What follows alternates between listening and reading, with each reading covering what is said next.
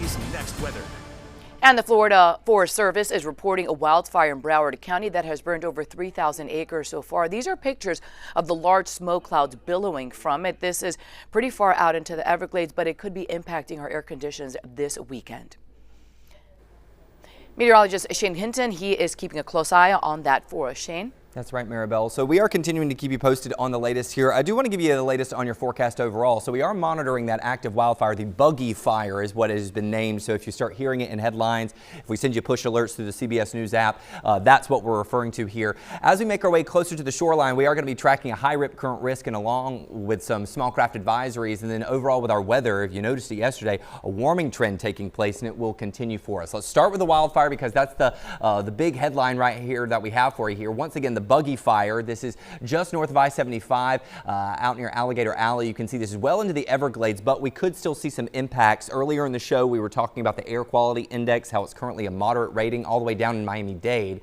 3,500 acres burned, 0% containment as of the update that was last released by the fire management. We are going to possibly see some reduced visibility along I-75 and Alligator Alley. If you are someone who is driving or stepping outside this morning, be mindful of it. What doesn't help is the ongoing drought that we're dealing with. You can see that the latest drought monitor that was released on Thursday morning of this week, it does show that levels of extreme drought have started to expand into portions of Miami-Dade. Where the fire is ongoing is currently under severe drought.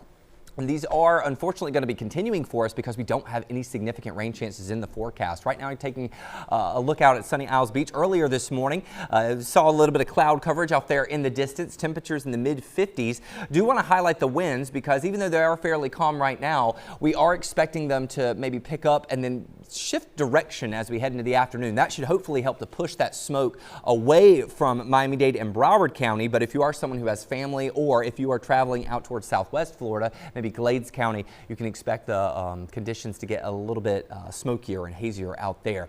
Locally back here in South Florida, Southeast Florida to be exact, we can expect conditions to be fairly pleasant once again. Yesterday we made it into the upper 70s ahead of a weak cold front that was moving toward the area.